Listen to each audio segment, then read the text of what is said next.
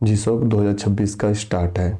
ठीक है, पहला वीडियो मैंने बना दिया जिसमें किसी भी प्रोजेक्ट को, ओपन सोर्स का, जीसॉक का या कोई भी प्रोजेक्ट हो जिसको लोकल में सेटअप करना हो। हमने बहुत बेसिक प्रोजेक्ट भी नहीं लिया था और बहुत एडवांस प्रोजेक्ट भी नहीं लिया था, हमने मॉडरेट प्रोजेक्ट लिया था जिसे हम एज अ सक्सेसफुली कर पाए। तो हमने जो इस प्रोजेक्ट को किया था वो वाले प्रोजेक्ट को हमने लोकली सेटअप किया, रन किया, और उसमें सेटअप करने और रन करने के दौरान जो भी डॉक्यूमेंटेशन को फॉलो करना हो या भी जो भी टूल्स हो या भी टेक स्टैक हो या जो भी सेटअप्स करने पड़े हों हमें और डॉक्यूमेंटेशन को फॉलो करते हुए, उन सभी चीज़ों के बारे में मैंने बात किया है इस वीडियो में।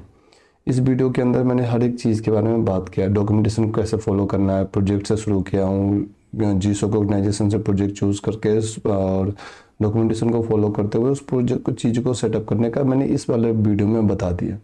लेकिन इस वीडियो में मैंने क्या किया, उसको सेटअप किया, रन किया और मैंने दिखा दिया रन करके लोकल होस्ट पे प्रोजेक्ट को। ठीक है, तो इस वीडियो के लिए आप इसे देख सकते हो कि किसी भी ओपन सोर्स प्रोजेक्ट या जीसॉक प्रोजेक्ट को अगर आपको सेटअप करना है तो कैसे करोगे, वो मैंने उस वीडियो में बता दिया। लेकिन ओपन को सेटअप करना और रन करना ही बड़ी बात है, एक बैरियर है जिसे आप पास करके आगे बढ़ते हो। देन नेक्स्ट चीज़ जो है वो ये है, नेक्स्ट आपका ये रहने वाला है कि आप फिर उस चीज़ को VS कोड में या फिर अभी जो लेटेस्ट है गूगल का एंटी ग्रेविटी, उसमें आप उसको ओपन करते हो। उसमें ओपन करने के बाद क्या होता है, अब आपका डेवलपमेंट फेज स्टार्ट होता है। चीज़ों को समझने के बाद क्या होगा, अगर आप VS कोड में हो, VS कोड के अंदर भी AI आ चुका है जिसमें आप LLM का यूज करके उससे सीधा सीधी पर्टिकुलर फाइल्स को लेके वो पूछ सकते हो कि इस कोड में अंदर अगर एरर है तो इस फिक्स करो, तो पर्टिकुलर उस फोल्डर में कोड को वो टारगेट करके कर सकता है। इसी तरीके से और भी अच्छा कर्सर आया है VS कोड के बाद, तो कर्सर VS कोड के अंदर बहुत सिमिलर है as it is. Anti gravity Google का जो लेटेस्ट चल रहा है अभी IDE के तौर पे, उसके अंदर भी सिमिलर है। तो यहाँ पे इस वीडियो में जो मैं बात करने वाला हूँ ये कि VS कोड और एंटी ग्रेविटी दोनों के अंदर मैं उस WSL जो कि विंडो सब ग्रुप लिनक्स होता है, बेसिकली विंडो के अंदर आप एक लिनक्स को इन्वायरमेंट सेटअप कर लेते हैं अपने प्रोजेक्ट डेवलपमेंट के लिए, तो वहाँ के फोल्डर स्ट्रक्चर को एज अ VS कोड में एक्सेस करना या फिर एंटी ग्रेविटी में एक्सेस करना, उस चीज़ को आप इस वीडियो में देखोगे।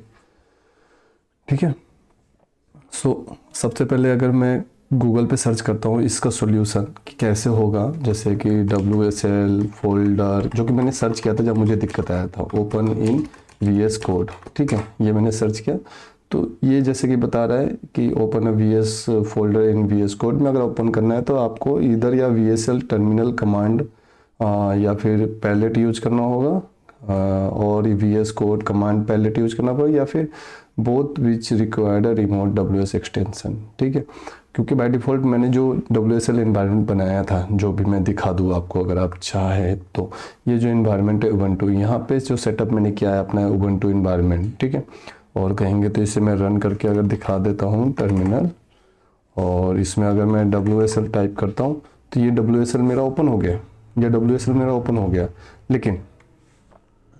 लेकिन अब मैं अगर करता हूँ super user, okay okay okay so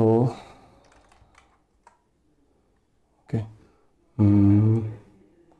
और अगर मैं इसमें एग्जिट करके एक बार सही से करता हूँ WSL-D ubuntu एंड एंटर। ठीक है, इस तरीके से पूरा नाम दिया मैंने, तो इसने क्या किया, अच्छे से जुलिप सर्वर के साथ में मेरा खोल दिया।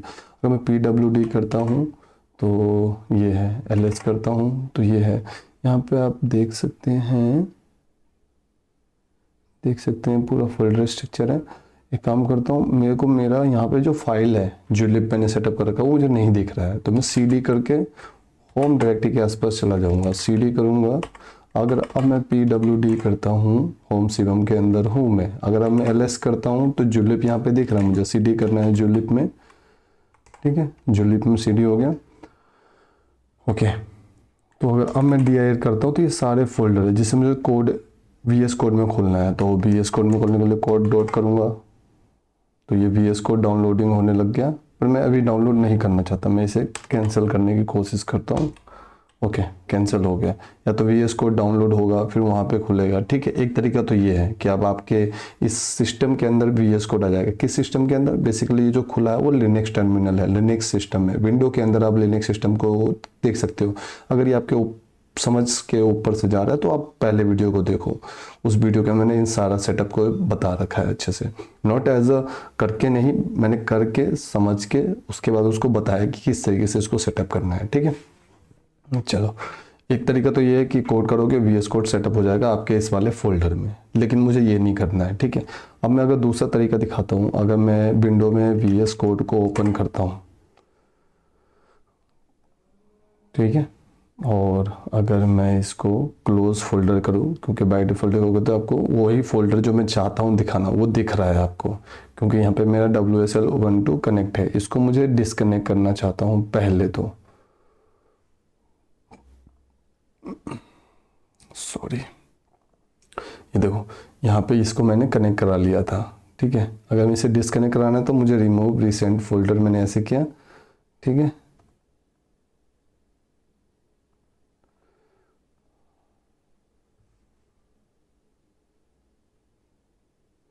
ठीक है, मैं बताता हूँ आपको।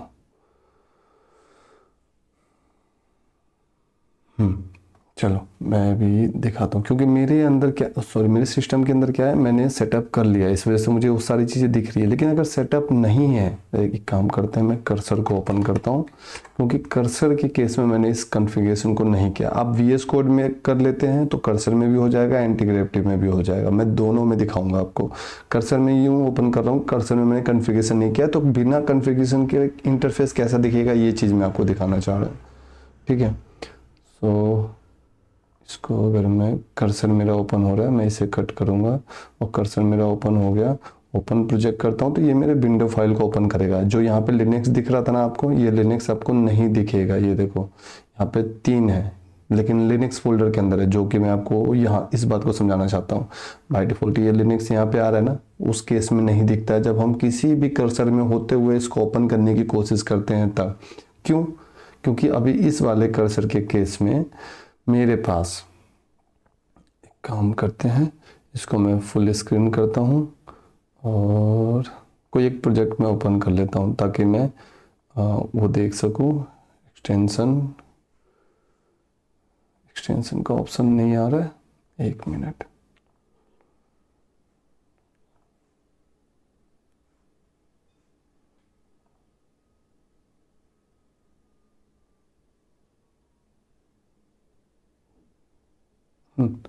अच्छा, ठीक है,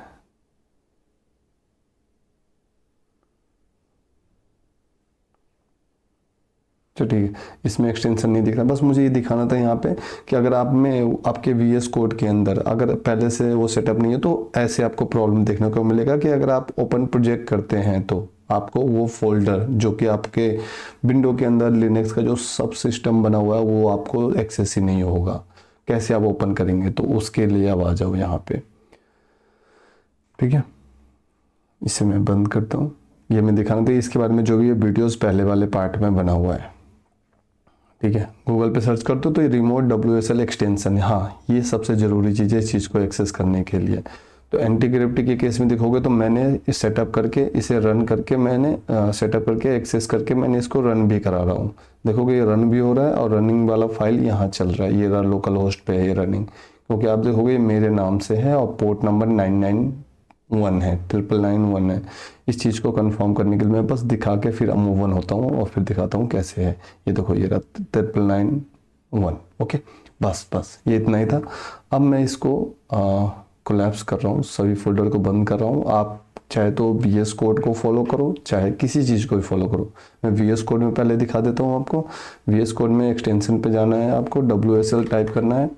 WSL टाइप करते हैं आप तो ये वाला फोल्डर बाय डिफ़ॉल्ट आपको इंस्टॉल कर लेना है, ठीक है। WSL इसको इंस्टॉल कर लेते हैं आप। ये ऐसा आपको आइकन दिखेगा एज अ फर्स्ट टाइम आप देखेंगे तो आपको मान लीजिए जिस भी अभी कर्सर पे मैं मूव ऑन, मेरा कर्सर जहाँ भी मूव ऑन हो रहा है जिस वाले आइकन पे, यहाँ पे ये दिख रहा है कनेक्ट अ न्यू विंडो, ठीक है। इस पर आप क्लिक कर लीजिए। या फिर connector current window. First time आपको ये चीज़ देखने को मिलेगा जब आप ऐसे आपको फोल्डर इस वाले आइकन पे चले जाएंगे इंस्टॉल करने के बाद आपको ये दो चीज़ दिखेगा, ठीक है। तो आपको इन दो में से किसी एक चीज़ पे क्लिक कर देंगे तो वो क्या होगा, कनेक्टिंग होगा, वो डाउनलोड करेगा, कनेक्ट कर देगा आपके WSL को, ठीक है, जो भी सेटअप आपने कर रखा है, ठीक है।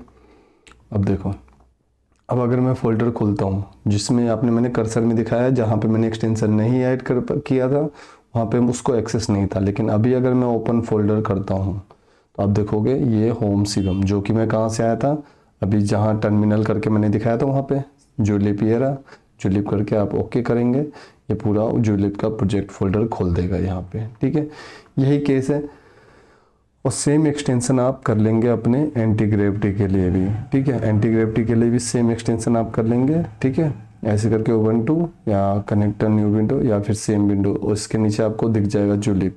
आप इसके अलावा और भी प्रोजेक्ट सेटअप करना चाहते हो उसको, और अभी आप प्रोजेक्ट को सेटअप कर सकते हो। ये उबंटू मेरा सब सिस्टम है विंडो के अंदर लिनक्स का, उसके अंदर जुलिप जो प्रोजेक्ट है वो रन हो रहा है इस तरीके से। इतना होने के बाद अब आप टर्मिनल खोल लेंगे और इसको कैसे रन करना है ये भी पार्ट 1 के वीडियोस में मेंशन है, ठीक है। मैं बस यहाँ पे एक बार और दिखा दूंगा आपको, Ctrl+X से कट करके, और एक काम करता हूँ मैं इसको बंद करता हूँ, ठीक है, टर्मिनल को, और वापस से टर्मिनल ओपन करता हूँ। सॉरी, मैं एक न्यू टर्मिनल को ओपन कर लेता हूँ और इस वाले को मैं क्लोज कर देता हूँ। सबसे पहले मुझे इसका ENV ओपन करना होगा, तो हम लिखेंगे सोर्स और ./.venv के अंदर बिन फाइल के अंदर एक्टिवेट। तो यहाँ से ये मेरा जुलिप सर्वर एक्टिवेट हो गया, जबकि आप यहाँ पे ये देख सकते हो, ठीक है। अब मुझे बस क्या करना है, मुझे इसको रन करना है। रन करने का सारा डॉक्यूमेंटेशन फर्स्ट वीडियोज़ में मैंने मेंशन कर रखा है, तो यहाँ पे अगर मैं स्किप भी करता हूँ तो डोंट वरी, आप फर्स्ट वीडियोज़ को जरूर फॉलो करो, उसके बाद ही इसका कोई मतलब है वीडियो का। नेक्स्ट आपको करना है क्या, .tools के अंदर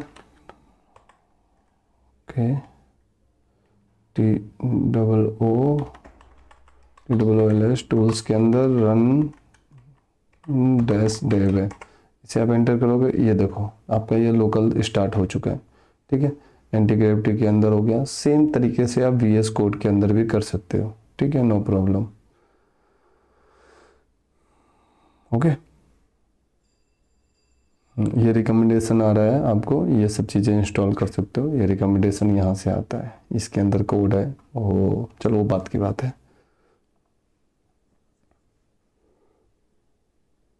ये देखो VS कोड एक्सटेंशन रिकमेंडेशन, यही 4 कोड टूल के नाम आ रहे थे, तो ये VS कोड के अंदर एक्सटेंशन बनाया ना, उसके थ्रू से रिकमेंडेशन आ रहा था। चलो आप यहाँ पे भी VS कोड, ये VS कोड के अंदर भी आप सेम चीज़ कर सकते हो। CD तो हो आप सोर्स बिन एक्टिवेट करके एनवायरनमेंट वेरिएबल, देन आपको टूल्स के अंदर रन डेव करके आपको एक्टिवेट कर लेना है।